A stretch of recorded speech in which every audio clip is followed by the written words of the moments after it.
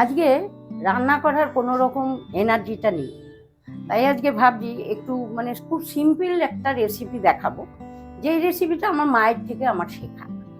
এখানে আলু আছে সেদ্ধ করা, ডিম আছে, অবশ্যই নতুন আলু। এবার আমরা তো আলু চোখা খাই, কিন্তু আমি যে পদ্ধতিতে আলু চোখাটা করব সেটা আমার মায়ের থেকে আমি শিখেছিলাম। তো আজকে এটা করব। এটা করার জন্য আচ্ছা, কিচেন ফ্লেভার ডালিয়ার পক্ষ থেকে আমি কিন্তু সকলকে স্বাগত জানিয়ে আজকে রেসিপিটা শুরু করছি। প্রথমে আমি যেটা করব সেটা দেখে নাও। প্রথমে আমি এখানে শুকনো লঙ্কা পুড়িয়ে নিচ্ছি, পুড়িয়ে নিলাম। সচরাচর আমরা আলু চোখা খাই এইভাবে না, লঙ্কা পেঁয়াজ ভেজে নিয়ে খাই। এখানে লঙ্কাটা কিন্তু আমি ভাজলাম না, পুড়িয়ে নিলাম। নিয়ে এবার আলু সেদ্ধ আলুগুলো একটু ম্যাশ করে নিচ্ছি। ম্যাশার দিয়ে করতে পারো বা হাত দিয়ে করতে পারো, আমি একটু হাত দিয়েই করে নিচ্ছি। হ্যাঁ, আলুর সাথে আমি ডিমটাও ম্যাশ করে নিলাম। এবার আমি যেটা করব, তোমরা কিন্তু প্রথম থেকে শেষ পর্যন্ত দেখতে থাকো। আমি কিন্তু এখানে কিন্তু কোনো তেল ব্যবহার করছি না এখনো অবধি। যেটা করব সেটা হলো, এখন এই লঙ্কাগুলো লবণ দিয়ে গুঁড়ো করে নেব। লবণ দিয়ে শুকনো লঙ্কা পোড়াটা এবার আলুটার মধ্যে আমি দিয়ে দিচ্ছি।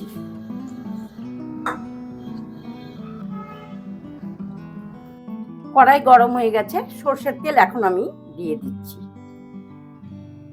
তেলটা গরম হয়ে গেছে, এবার আমি পেঁয়াজ কুচি দিয়ে দিচ্ছি। চটজলদিও হয়ে যায়, আর সব থেকে বড় কথা, আলু আমরা তো পেঁয়াজ লঙ্কা ভেজে মেখে ওটাকেও চোখা তৈরি করা হয়, কিন্তু এইভাবে আলু চোখাটা কিন্তু একটু অন্যরকম লাগে। ছোটবেলা দেখতাম মা করতেন, মার কাছ থেকেই শিখেছি। ওইভাবেই আমার মা আরও শুকনো লঙ্কা পুড়িয়ে দিতেন, অনেকটা লঙ্কা দিতেন। তা একটু ঝালটা একটু, যেহেতু আমার বাড়িতে একটু প্রবলেম হয় সবার বেশি ঝাল খেলে, তার জন্য আমি ঝালটা কম দিচ্ছি। ডাল করা হয়েছে, ভাবলাম কি করব, আজকে সত্যি রান্না করার কোনো এনার্জি ছিল না। তো ভাবলাম এইভাবে একটু করি, আমার সব ফ্রেন্ডসরা তারাও শিখতে পারবে। তারা তো করেই আলু চোখা, আমি যেভাবে করছি এইভাবে করে খেয়ে দেখবে, খুব ভালো লাগে। তার জন্য কিন্তু প্রথম থেকে শেষ পর্যন্ত ভিডিওটা দেখতে হবে, তা নাহলে কিন্তু পুরো প্রসেসটা জানা যাবে না। যখন লঙ্কা দিয়ে নুন দিয়ে মাখাবে তখন কিন্তু কোনো তেল এর মধ্যে ইউজ করা যাবে না, তাহলে কিন্তু ভালো হবে না, তাহলে তো আলু সিদ্ধ মাখাই হয়ে গেল। কড়াইতে তেল দিয়ে ভাজা ভাজা করে তারপর কি করছি, পেঁয়াজটা কিন্তু একটু ব্রাউন হয়ে গেছে। এবার আমি এই যে মাখলাম, আর লঙ্কা দিয়ে ডিম দিয়ে আলুটাকে যে মাখলাম লবণ দিয়ে, সেটা আমি তেলের মধ্যে দিয়ে দিচ্ছি।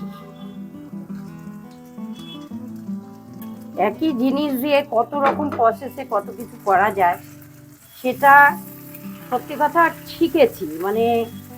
মায়ের থেকে, আমার দিদার থেকে, আগের জেনারেশন যারা ছিলেন, সত্যি কথা তারা যে কি সুন্দর কত রকম প্রসেসে রান্না করতেন। সব কিছু হয়তো শিখে উঠতে পারিনি, তবু যতটা পেরেছি শিখেছি, সেটাই একটু চেষ্টা করি করার।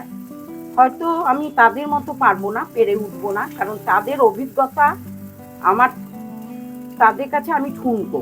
তাদের সেই অভিজ্ঞতা, তাদের রান্নাবান্নার যে কি একটা আলাদা টেস্ট। আমরা তো কথায় কথায় মাছের ঝোলে পেঁয়াজ দিই।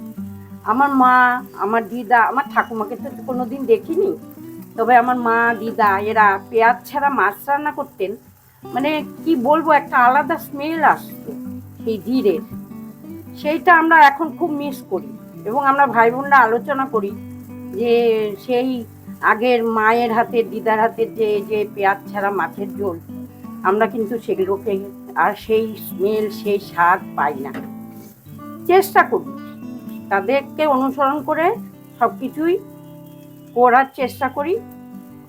কিছু কিছু রান্না হয়তো তাদের মতো হয়, তবে এটা বলবো যে তাদের মতো অত পারবো না।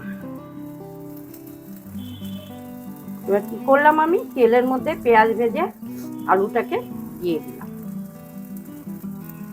এগুলো দিয়ে কিন্তু এরকম ভাবে আলু চোখা করে খালি ডাল ভাতের সাথেই না, রুটির সাথেও কিন্তু ভালো লাগে খেতে।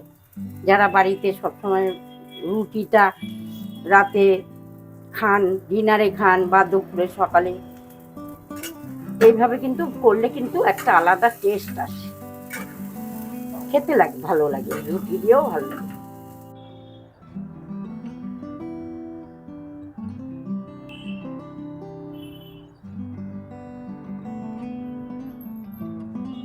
আজকে এই যে এইভাবে আমি যে আলু চোখাটা করলাম, তোমাদের কেমন লাগলো?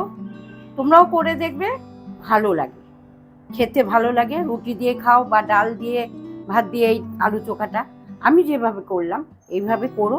আর সেটা করতে হলে ভিডিওটাকে প্রথম থেকে শেষ পর্যন্ত কিন্তু দেখতে হবে। একটা নতুনভাবে ইউনিকভাবে আলু চোখা করলাম, হয়তো অনেকে করেছে আমি জানি না, কিন্তু আমি এই প্রথম করে তোমাদের দেখালাম। আমি ঘরে করে খেয়েছি, কিন্তু এবার আমি সব বন্ধুদের করে দেখালাম।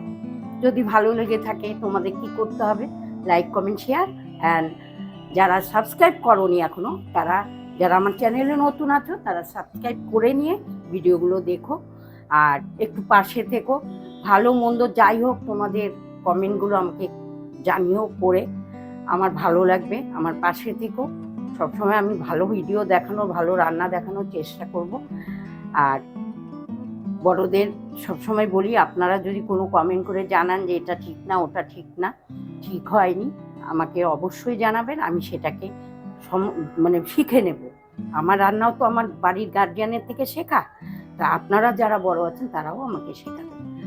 সবাই ভালো থাকবেন, সুস্থ থাকবেন, সাবধানে থাকবেন। আজকের রেসিপিটা এখানেই শেষ করছি।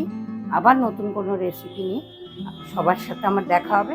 আজকের মতো সবাইকে টাটা, বাই বাই।